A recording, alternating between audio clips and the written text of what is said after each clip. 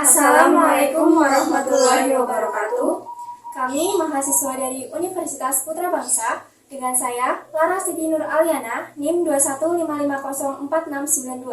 Saya Apriani Intan Supukti dengan NIM 215504657. Saya Farah Inayati Rahma dengan NIM 215504470. Video ini dibuat guna memenuhi tugas mata kuliah pengantar bisnis dengan dosen pengampu Bapak Dani Rizana, Sarjana Pendidikan, Magister Manajemen. Di sini kami akan mewawancarai owner Sabrina Bakery. Simak terus ya videonya.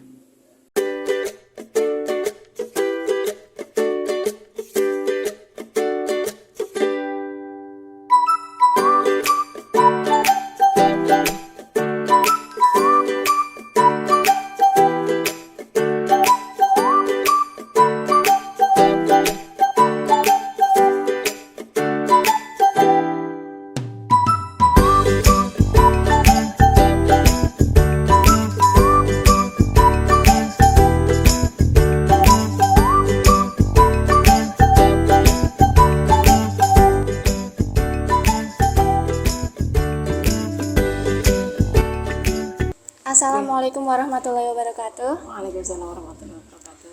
Bu, kita mahasiswa dari Universitas Putra Bangsa dengan saya Lara Siti Nur Aliana. Saya Apriani Intan Supukti. Saya Farah Inayati Rahma. Kami ingin sedikit mewawancarai tentang bisnis Sabrina Bakery ini, Bu. Oke. Yang pertama, bisa diperkenalkan diri dulu, Bu. Perkenalan dulu. Namanya Bu. Namanya. Ya, perkenalkan. Assalamualaikum warahmatullahi wabarakatuh. Waalaikumsalam warahmatullahi wabarakatuh. Nama saya Muakhirah. Suami saya namanya Bapak Arianto. Ya, bisnis yang kita geluti itu bisnis bakery dan catering. Untuk bakery kita punya brand namanya Sabrina Bakery. Ya. Bu, bisa diceritakan bagaimana awal mula atau perjalanan bisa mendirikan Sabrina Bakery ini, Bu? Awal mula kita terinspirasi untuk membuka bisnis bakery ini itu saat itu kita basicnya kan sales roti. Dulu sales roti. Saat itu roti yang kita jual itu laris banget. Pas lagi laris-larisnya kita nggak pernah kebagian roti. Akhirnya kita berinisiatif, ayo kita bikin sendiri saja. Terus pada tahun 2012 kita memberanikan diri untuk bikin kue. Alhamdulillah ketika bikin langsung booming, tapi tidak semulus itu. Booming sekitar 6 bulan booming, pesanan banyak banget, tapi terus banyak yang niru. Ketika ada yang meniru, kita mulai omset menurun. Akhirnya tahun 2014 kita sempat collab. Ya, sempat collab. Kita tidak bisa produksi selama 3 bulan. Tapi selama vakum itu kita berpikir apa lanjut, apa berhenti. Akhirnya kita putuskan untuk lanjut dengan modal yang kita punya saat itu cuma 400.000. Dari uang 400.000 kita kelola. Dari yang tadinya kita bikin kue yang dititipkan di warung-warung, kita beralih ke kue yang untuk hajatan. Kita fokus ke kue yang untuk hajatan. Alhamdulillah dari situ naik, omset semakin besar hingga saat ini. Tapi ujiannya itu berat. Hampir 1 tahun lah kita mengalami kerugian terus hingga akhirnya collab itu. Kalau modal awalnya pinten nggih, Bu? Modal awal pas awal banget ya, Nggih. saya mulai usaha kan tahun 2012 ya. Modal awalnya itu cuma 200.000 mungkin. Yuk enggak terlalu ingat ya.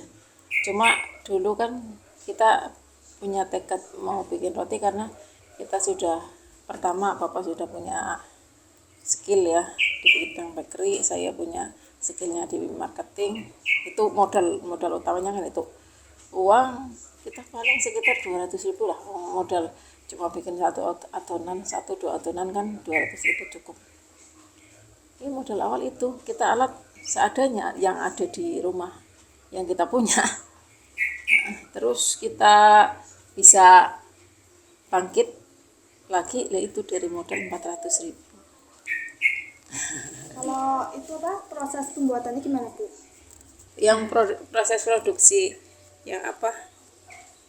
Bolu apa? Mungkin bolu. Bolu.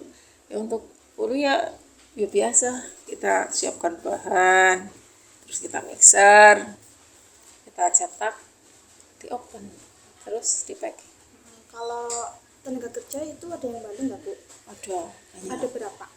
Untuk bagian produksi sekitar 10, bagian packing ada 11. Untuk bagian marketing itu sekitar ada 5 orang. Bagian kurir itu ada 3 orang. Terus gimana Bu sistem marketingnya dalam dilakukan itu? Pakai ini ada bagian marketing sendiri.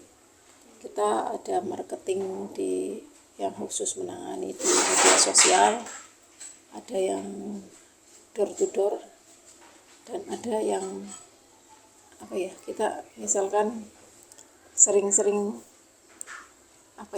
misalkan ada orang hajatan langsung itu namanya door to door ya, kita datangin ke tempatnya. Tapi paling banyak ya yang 50% itu lewat media sosial. Bagaimana sistem pencatatan keuangannya Bu? Pencatatan keuangan nggak ada. Karena kita usaha milik sendiri, tidak ada kaitan dengan pihak manapun, tidak ada kaitan dengan bank, murni uang kita sendiri. Jadi manajemennya ya manajemen, pokoknya setiap hari itu harus ada uang yang kesimpan, itu saja. Nggak ada pembukuan secara detail. Berapa omset yang dapat diperoleh dalam 1 bulan? 1 bulan Kira-kira Bu. Kira-kira tergantung sih. Kalau omset itu tergantung bulan. Contoh, karena kita melayani orang hajatan ya, tergantung ramai tidaknya. Ketika banyak hajatan ya kita ramai, omsetnya banyak. Tapi kalau bulan-bulan sepi seperti bulan Sura itu kan langka, hajatan kan sedikit banget, jadi omset ya secara otomatis kecil. Tapi karena sudah terbiasa, jadi kita bisa mengira-ngira. Misalkan omset pas bulan ini sedikit, kita harus siap-siap omset bulan depan pasti melonjak. Kalau dibikin rata-rata dalam 1 tahun itu kan yang rame itu 7 bulan, yang 5 bulan biasanya sepi. Kalau misalkan rame ya kita bisa 300 juta sebulan ya.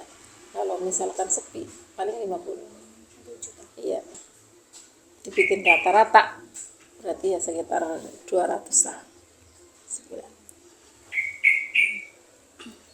adakah hambatan yang dialami dalam jalankan bisnis Sabrina Bakery Banyak ini? banget. Jangan punya bayangan bahwa ketika menjalani bisnis itu untung terus.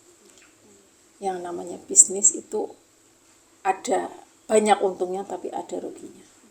Pasti, itu pasti. Yang pertama, karena kita produksi ya. Yang pertama hambatan di produksi. Contoh, listrik mati, genset dilalah pasrawan. Yang kedua masalah yang namanya bikin roti itu pasti kadang ada tidak ngembang lah, kadang pantat lah, itu pasti. Itu kendala di produksi. Terus bagian packing, kadang bagian packing itu kurang teliti. Terus bagian marketing itu lebih besar lagi bagian marketing.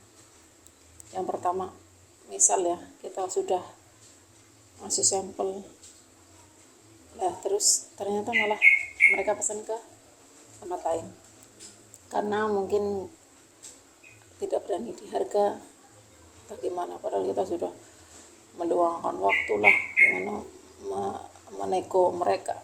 Terus kadang gini, kan kita juga ada layanan bayar setelah acara, DP 50% bayar setelah acara. Itu ada ya sekitar 5% pelanggan kami ada yang blank, nggak nyaur setelahnya, kita nggak kebagian duit lah. Itu dalam 1 bulan lah pasti ada sekitar 5% yang seperti itu. Jadi ya, tapi kita alokasikan itu sebagai resiko. Jadi dalam penentuan harga kita kan harus ada resiko di situ, dimasukkan resiko. Jadi resikonya melu dihitung, jadi nanti ketemu harga jual. Gitu. Apa kelebihan dalam menjalankan bisnis Sabrina Bakery ini? Kelebihan maksudnya? Mungkin kemudahan. Kemudahan. Ya. Kemudahannya ya karena dalam segi keuntungan itu menjanjikan banget ya. Karena di saat sekarang kan sebagian besar masyarakat itu lebih suka kalau kunjungan itu praktis ya, pakai roti. Pesan-pesan untuk mahasiswa Universitas Putra Bangsa dalam menjalankan bisnis. Pesan-pesannya ya, yang kayak yang tadi saya bilang, bahwa yang namanya kalau kita sudah memutuskan untuk berbisnis, kita jangan hanya membayangkan untung, kita hanya jangan membayangkan manisnya, kita harus juga melihat resikonya. Jenengan misalkan belajar sama seorang pebisnis, itu jangan cuma ditanyakan manisnya, jangan cuma ditanyakan untungnya, tapi harus ditanyakan rugi itu apa, yang bikin rugi itu apa gitu loh. Jadi kita harus belajar itu, dan ketika kita diuji dengan kegagalan, itu pasti ada ujian kegagalan, itu harus siap, harus kuat mental, jangan cepat menyerah. Kalau saat itu saya pas ketika diuji pilot saya menyerah, saya tidak akan seperti ini. Mungkin nggak tahu saya mau jadi apa, tapi saat itu bilalah kita kompak ya, suami istri kompak untuk lanjut. Dari situ luar biasa banget peningkatannya, luar biasa, omsetnya luar biasa. Dari kita yang cuma punya pabrik dulu itu buat rumah juga ya, setengah rumah setengah buat pabrik, bisa beli mobil, bisa beli banyak motor, bisa beli tanah, beli rumah.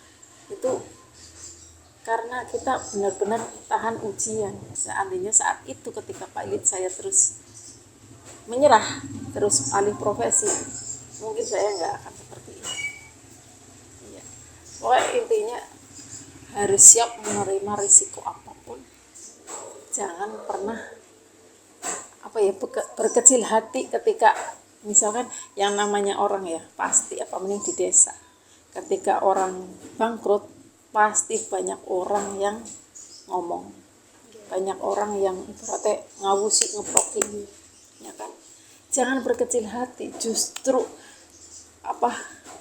hinaan-hinaan orang itu harus jadi pemicu. Buktikan kepada mereka bahwa aku bisa sukses.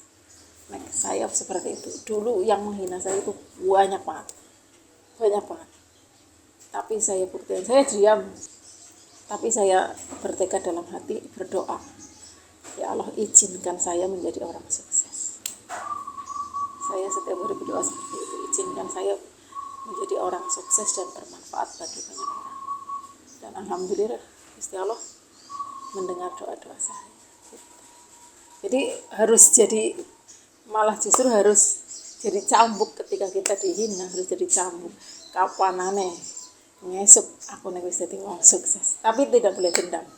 Ketika kita sukses biasanya orang mendekat minta biasa, kita jangan pernah dendam. Ora usah misalkan kaya mbiyen sing ngelek sing ngenyek aku. Esuk kapan aku jadi tulungan orang bakal tertulung. Jangan seperti itu. Justru ketika orang yang menghina kita, terus ketika kita sukses minta tolong ke kita, harus kita tolong sebagai bukti bahwa kita sukses, benar-benar sukses, dan bisa ibaratnya membuktikan kepada orang itu bahwa saya juga bisa membantu kamu. Gitu. Bu, Iya. sampun, itu saja yang ingin kami tanyakan. Iya. Kami mengucapkan terima kasih yang sebesar-besarnya Iya. karena Ibu telah mau kami wawancarai, nggih, Bu. Iya, oke. Luangkan waktu. Nggih.